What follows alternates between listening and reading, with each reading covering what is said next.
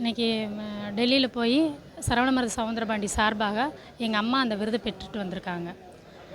அதாவது 2023 வந்து அவருடைய காணான்னு சொல்லிட்டு நாங்கள் போலீஸ் ஸ்டேஷனில் கம்ப்ளைண்ட் கொடுத்தோம். திருநெல்வேலியில் ஷூட்டிங்கில் இருந்தார். ஷூட்டிங் முடிச்சுட்டு அன்றைக்கி நைட்டு வராரு. காலையில் சாப்பிட்டுட்டு மதியானம் கிளம்பி போகிறாரு, வீடு திரும்பலை. அதனால் நாங்கள் போய் போலீஸை கம்ப்ளைண்ட் கொடுத்தோம். ஜெயந்திபுரம் போலீஸ் ஸ்டேஷனில் தான் கம்ப்ளைண்ட் கொடுத்தோம். 15வது நாள் வந்து அவர் இறந்துட்டதாக மேலூர் பக்கம் கீரனூர் கண்மாய் பகுதியில் வந்து பாடி எடுத்து கொடுத்தாங்க. அதுக்கு என்ன அப்படின்னா, எதற்காக யார் கொலை செஞ்சாங்கன்ற இன்ன வரைக்கும் எங்களுக்கு தெரியாது.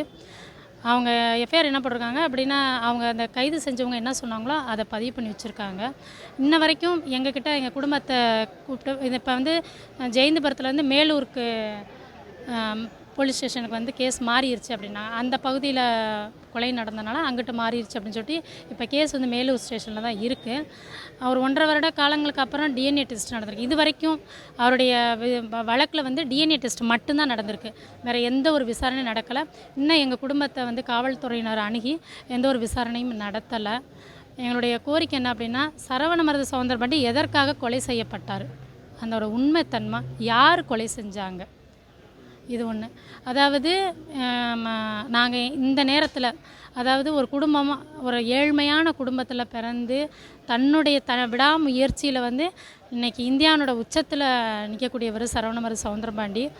அது மட்டும் இல்லாமல் இன்றைக்கி அவர் உயிரோடு இருந்திருந்தார்னா நம்மளுடைய இந்தியா வந்து உலக அளவில் கொண்டு போய் வச்சுருப்பார். ஆனால் அவர் உயிரோடு இருக்கிறப்ப இன்டர்நேஷ்னல் அவார்டெல்லாம் வாங்கியிருக்காரு. இன்டர்நேஷ்னல் அவார்டு, ஸ்டேட் அவார்டு, இந்த மாதிரி பல விருதுகளை வாங்கியிருக்காரு. என்ன ஒன்று, அவருடைய இறப்புக்கு அப்புறம் இந்த தேசிய விருது பெற்றது ஒரு வருத்தம் இருந்தாலும், அவருடைய இறப்புக்கான காரணங்கள், உண்மைத்தன்மை தெரியாது எங்களுடைய குடும்பத்துக்கு மிகப்பெரிய வருத்தமாக இருக்குது. இந்த தேசிய விருதை பெற்றும் நாங்கள் ஒரு குடும்பம் வந்து இன்றைக்கி இந்த நாடும் மகிழ்ச்சி கொள்ள முடியாத அளவுக்கு இருக்கிறதுக்கு காரணம் அந்த உண்மைத்தன்மையை மாண்புமிகு முதலமைச்சர், தமிழக அரசு முன்வந்தும் நீதிமன்றம் தானாக முன்வந்து இந்த வழக்கை சிறப்பு வழக்காக எடுத்து சிபிஐக்கு மாற்றி சரவணமருது சவுந்தரபாண்டி இறப்புக்கான உண்மைத்தன்மையும் நீதியையும் என்னைக்கு பெற்று தருகிறீர்களோ அன்னைக்கு தான் உண்மையான தேசிய விருதை பெற்றதாக எங்கள் குடும்பம் வந்து மகிழ்ச்சி அடையும்.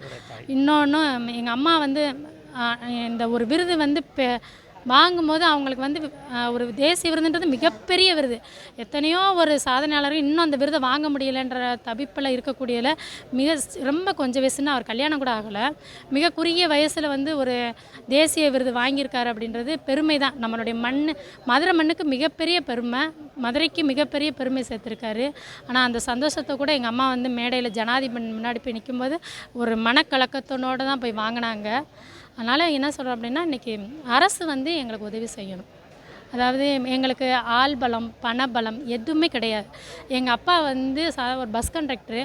ரொம்ப கஷ்டப்பட்டு எங்கள் 3 பேருமே, நான் அக்கா, தம்பி சரவணமருது, தங்கச்சி ராஜேஸ்வரி, எங்கள் 3 பேருமே மிகப்பெரிய அளவில் படிக்க வச்சு 3 பேருமே ஒரு நல்ல நிலமையில ஒரு படிப்பில் கல்வியில் எங்களை உயர்த்தி விட்டார் எங்கள் அப்பா. அதனால் ரொம்ப பொருளாதார அளவில் எங்கள் குடும்பம் கிடையாது. கல்வியில் சிறப்பான குடும்பம். ஆள்பலம் கிடையாது, பணபலம் கிடையாது.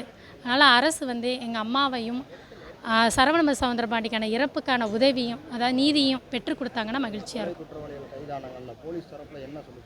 சார், இது வரைக்கும் எந்த இதுவுமே எங்களுக்கு தெரியாது. அவர் கைது செஞ்சுட்டாங்க, ஜாமீனில் போயிட்டாங்க. என்னங்க சார்? சார், அதாவது இன்றைக்கி நான் இப்போ போகிறேன், நான் ஒரு இது பண்ணிட்டேன் அப்படின்னா நான் என்ன சொல்கிறேன் அப்படின்ட்டு நீங்கள் போலீஸில் பதிவு பண்ண, நீ என்னை கூப்பிட்டு விசாரணை நடந்தனா தானே நான் செஞ்சேன்னா யார் செஞ்சாங்கன்னு தெரியும். அந்த முதல் கட்ட நான் என்ன சொன்னேன்னா அதான் பதிவாக இருக்குது. அது உண்மைத்தன்மை இல்லைன்னு நாங்கள் சொல்கிறோம். அது வந்து ஒரு அவங்க மனைவியை தொந்தரவு செஞ்சா இவர் அப்படின்ற மாதிரி சொல்லியிருக்காங்க. அதுக்காக அவங்க அண்ணன், தம்பி இதெல்லாம் கொலை செஞ்சதாக சொல்கிறாங்க.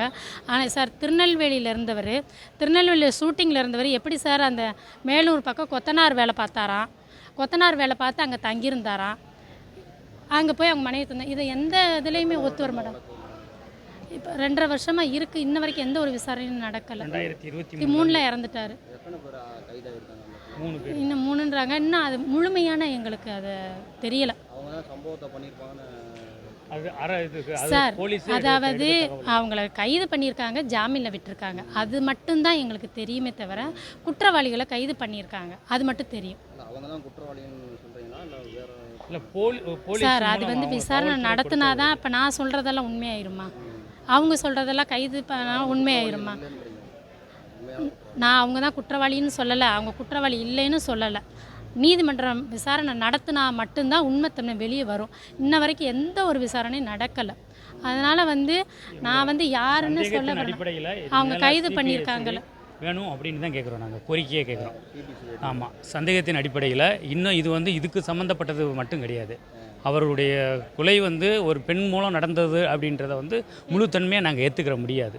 இதை மீறி இதை தாண்டி இதுவும் தாண்டி ஏதோ ஒரு பின்புலம் உண்டு அப்படின்றது எங்களுடைய கருத்தும் பொது மக்களுடைய உள்ள வாதமுமாக இருக்குது. அதனால் இந்த கருத்து வந்து எங்களுக்கு கிளியராக வேணுன்றதுக்காக இந்த நீதிமன்றம் வந்து தானாக முன் வந்து தமிழக அரசு தற்போதைய முதலமைச்சர் இவருடைய பார்வைக்கு இது மேலே போய் ஒரு நேஷனல் அவார்டு வாங்கின ஒரு ஒரு மனிதனுடைய நிலைமை இந்த லெவலில் தான் ஒரு சாதாரண குடிமகனுடைய நிலைமையும் கருத்தில் கொண்டு இவங்க ஆக்ஷன் எடுத்து இதுக்கான முடிவை எடுத்து இவங்க இது பரிசீலனை பண்ணி இதுக்கான தீர்வை கொண்டு வந்து எங்களுக்கு கொடுக்கணும்.